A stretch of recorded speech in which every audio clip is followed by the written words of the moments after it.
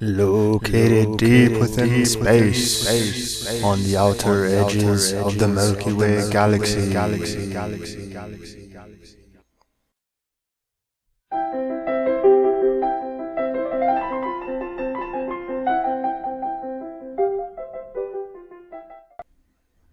Alright, ladies and gentlemen, welcome to the very first installment of a brand new series I'm going to be working on. Harkening back to the old days of when it was just radio and we didn't have to watch people talk. I'm just going to talk and you can listen to me. If you do not want to listen to me, we live in a somewhat free society and you do not have to. But I wanted to try something different. I wanted to just kind of go over thoughts and ideas and opinions of things I find interesting, things I find annoying, and so on. I will cover all sorts of bases. I will be researching, putting together hopefully somewhat interesting shows.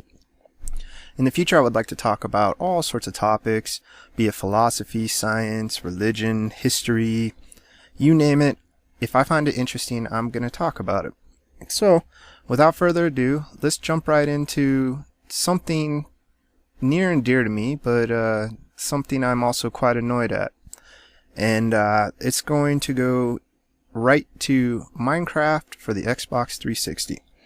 Now, don't get me wrong, I enjoy this game. I have a fun time playing it.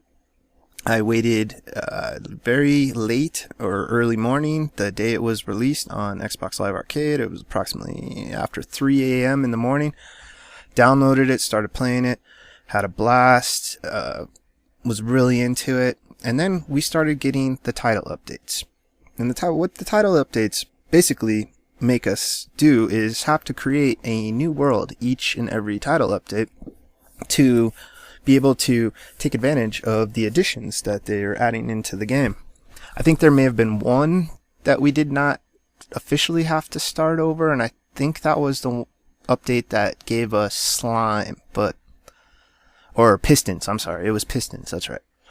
But other than that, all the other title updates, I personally have had to create new maps to utilize. Even upon this last one, with Title Update 7, that gave us potions and netherwort and blaze spawners within nether fortresses. I started a map. I was excited. I spent probably about, I don't know, a couple hours, 2 or 3 hours, gathering resources to finally get my first nether portal up and running, and man, I was excited when it fired up. I jumped in there, was like, alright baby, let's do this, let's find what we can get and have fun and yada yada. And come to find out, my nether fortress did not contain either netherwort or blaze spawners. So right there, I basically had a broken version of the game already. I couldn't fully play the game. So upon some research, I find out, oh yes, 4J Studios is going to release a bug fix for this. But guess what? You're going to have to start another new map. So, to be quite honest, that infuriated me. I was quite pissed off, to put it bluntly. And I was getting to the point where I didn't even want to play the game anymore. Well, fast forward to when the bug fix came out. I believe they titled it Title Update 8, I believe it was, and that allowed every map generated to have a nether fortress with netherwort and blaze spawners. But you had to start a new map. And so, with great disdain, I created a new map and started plugging away again, gathering my resources, doing what I do, because I prefer to actually play the survival mode. Creative is fun, but I like to earn my stuff. So, yeah, I got back into it. I got my obsidian, created my nether portal, went to the netherworld.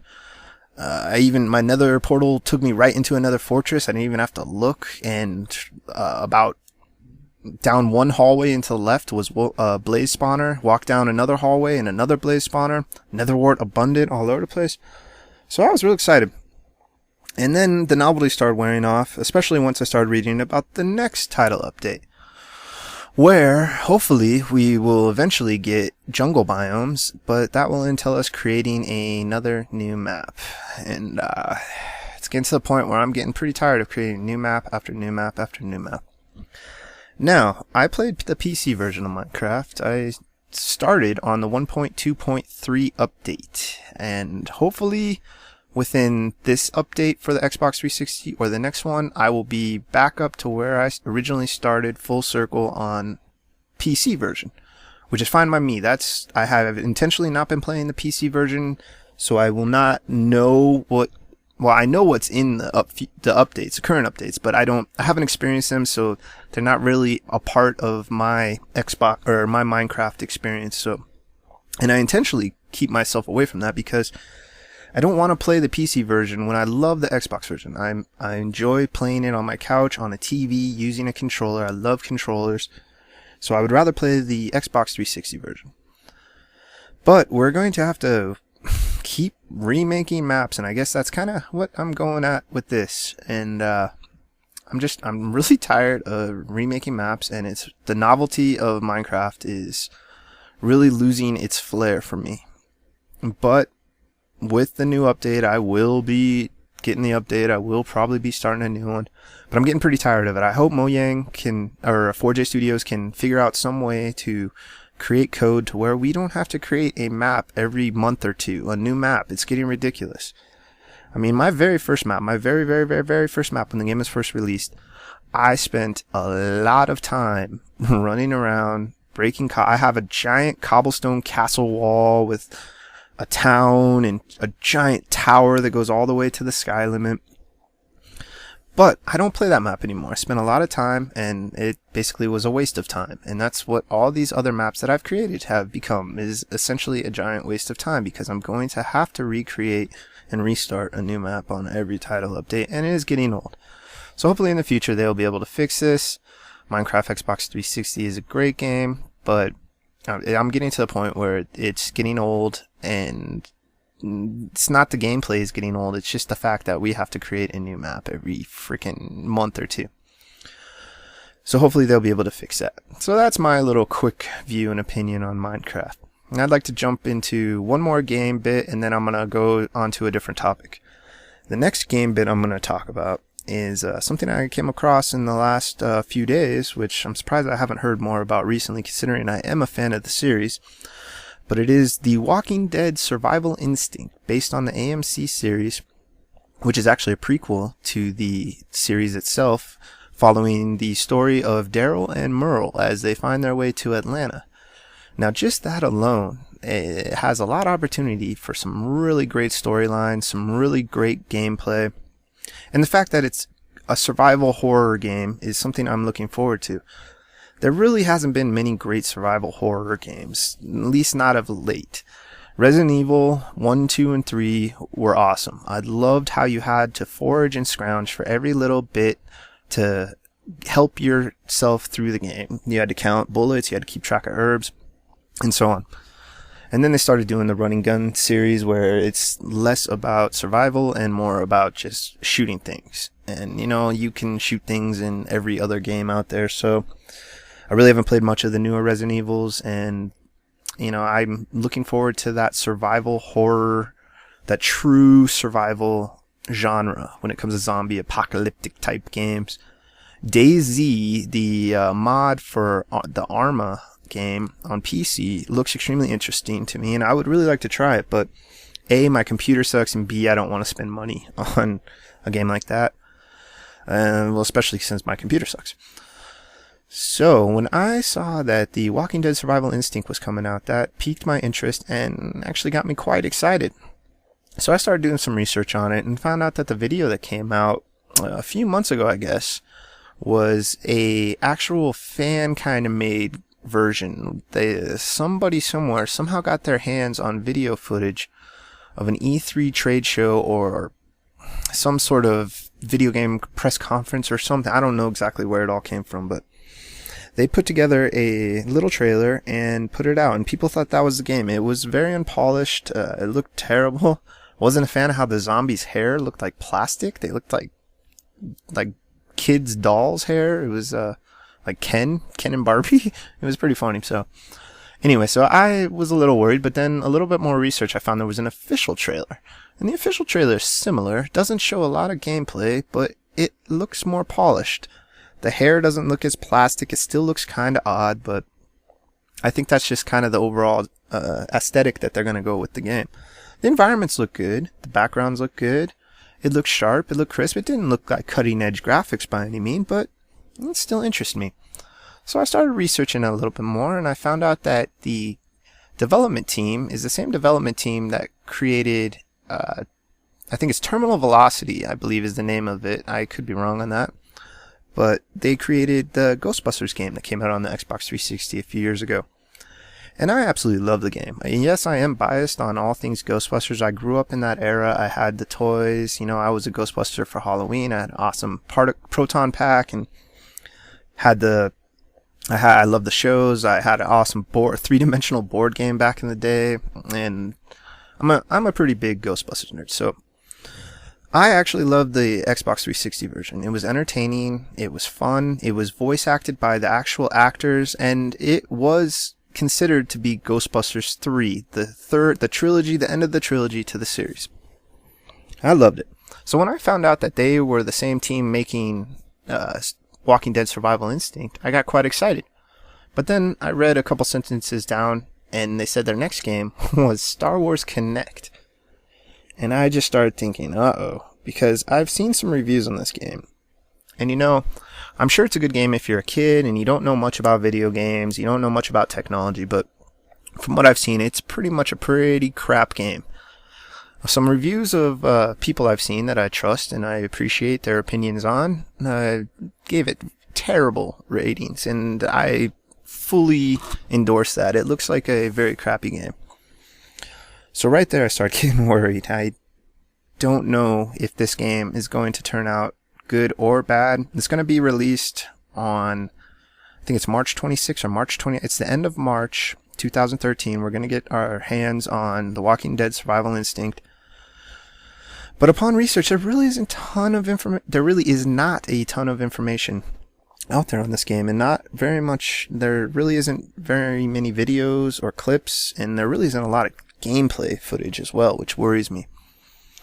So it's looking like this is going to be just another quick cash escapade that we've seen countless time and game after game done by developers and publishers. And I believe there's a good chance Activision is just taking advantage of the height of popularity of The Walking Dead and cashing in, especially after the fact that The Walking Dead game from Telltale on the Xbox Live Arcade network was quite popular and garnered a decent amount of rewards and accolades. Awards, not rewards, but yeah. So I really hope it's not a case of striking while the iron's hot. They put a lot of work and love into the Ghostbusters game. You can really feel it in the game. It's a great game. It's very well put together. It's no way the best game. I mean, there's probably a million other games better than it, but it's still a good game. And I'm really hoping that the dev team behind this is putting that same love and attention into the Walking Dead series. Because from an interview I've seen of the head developer, he seems to be a giant Walking Dead fan, and he seems to have wanting to make a zombie game for a very, very long time. So hopefully they took care and put a lot of attention into this game, but only time will tell. And if you go by statistically this is going to be a crap game, because we know how time after time movies based off popular media forms, be it movies, books, television shows, cartoons, comics, they tend to suck. There's a very small handful of developers that have actually made very good games. Rocksteady, off the top of my head, is one of them.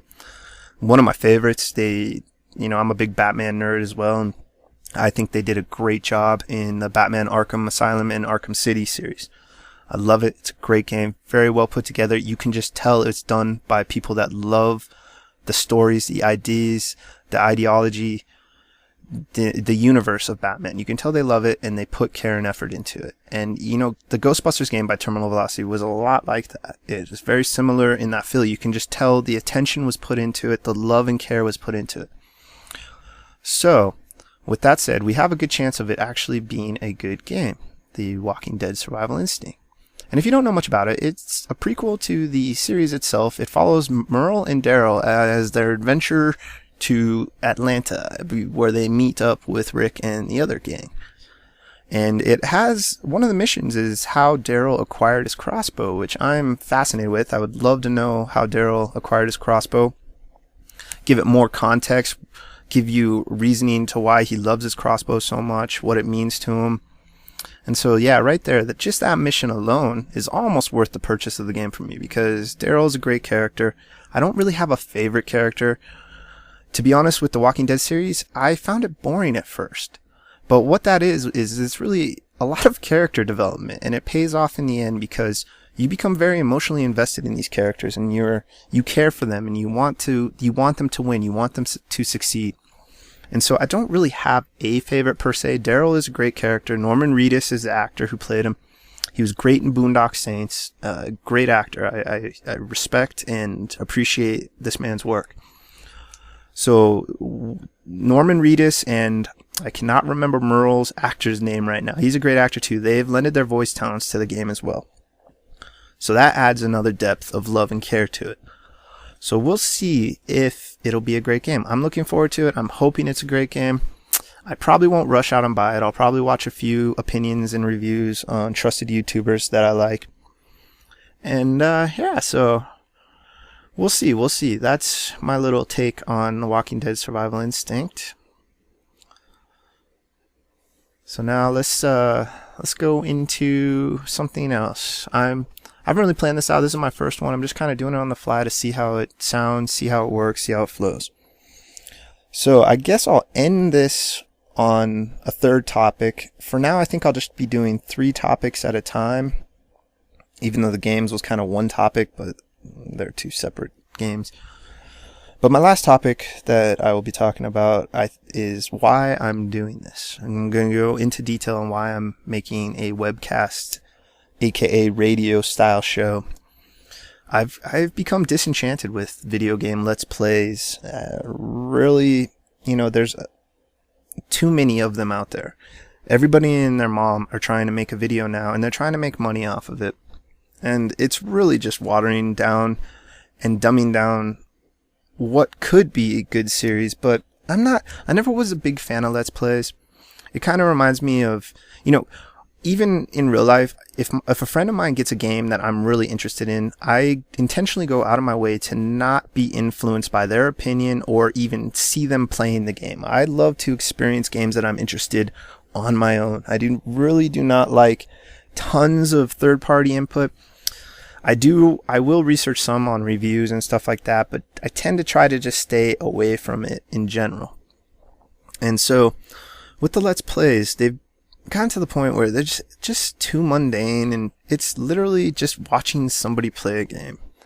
Sometimes some witty commentary, most of the time not. So I figured I'd do something different. I'd make an old style radio program where I just talk radio. I'm not going to have flashy designs. I'm not going to go out of my way and spend time making amazing thumbnails that grab people's attentions. It's going to be very simple, very honest, and it's going to be me. It's going to be my ideas, my opinions, my views on things I find interesting and I feel like talking about. There's a lot of stuff out there in this world besides what some stupid YouTuber is doing on his channel, creating some sort of parody or 6th grade humor, sketch comedy, pardon me. Anyway, I'm getting tired of that. I need something more intellectual. And since video games are a passion in my life, I will be talking about video games, but I don't think I will be making very many, if not ever again, Let's Plays. Maybe some game reviews. I did enjoy my indie series, my freeware game series, where I just test out freeware games I've never played before, and I do it completely on the fly. I do not play the game and then write down what I'm going to say. I literally install the game, I hit record on Fraps, and I start recording my reactions to what this game is. And I actually like doing that. It was interesting.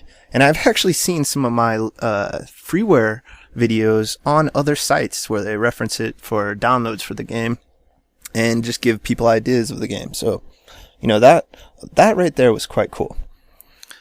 Now, to the aspect of making money on YouTube, I had my videos monetized, only my Minecraft videos, because on Minecraft.com or .net, I guess technically, they have a license agreement where they allow you to actually make money on it. One of the rare games that actually, one of the rare forms of media in general that let you do this.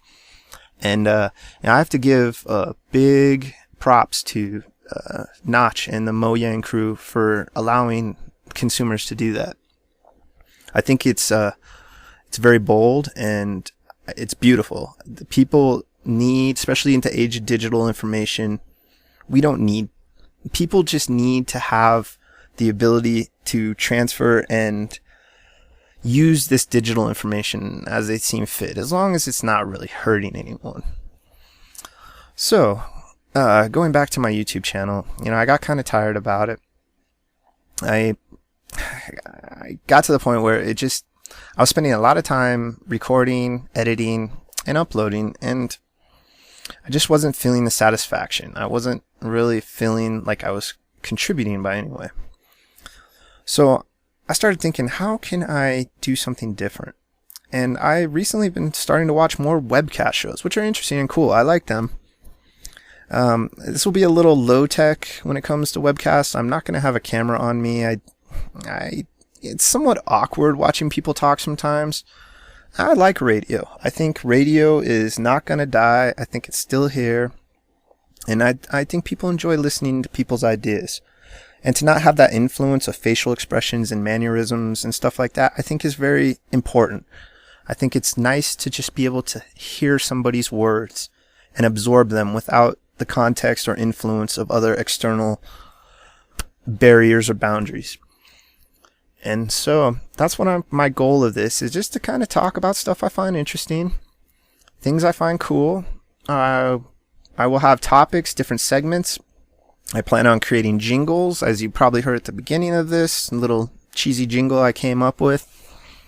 And hopefully maybe I'll be able to hook up with some more smart people, or at least people that are interested in other things besides mundane, day-to-day, pointless subjects, and chit-chat. Just have a good time, talk about things we find important, talk about things we find funny, talk about things that make us angry, and so on and so forth. So I plan on doing research and laying stuff out and making somewhat coherent shows, hopefully. Like I said, this one's just on the fly. I'm just sitting down, talking, spilling my heart to the masses and seeing what happens. So that's about it for now. I guess stay tuned. Thank you for listening. I'm going to try to keep these around 20 minutes to half an hour for now, until I get more comfortable with this and find more ways to get my words out of my head, for lack of a better term. And I think it'll become a lot like the Let's Plays for me. The Let's Plays at first were difficult to some degree, where I felt like I had to try to be entertaining. But after doing it for, I don't know, a few of the maybe my second map that I did of my challenge maps, it started to become more natural and more just easy to be able to speak. So yeah, I think that's about it for this episode. I just wanted to outline some thoughts and end it with why I decided to do something a little different. So I hope you enjoyed it, and please stay tuned. I will be looking at trying to do this at least as a weekly show, if not bi-weekly, and that'll be twice a week. And that's about it for now. So stay tuned. Thank you for listening, and have a good one.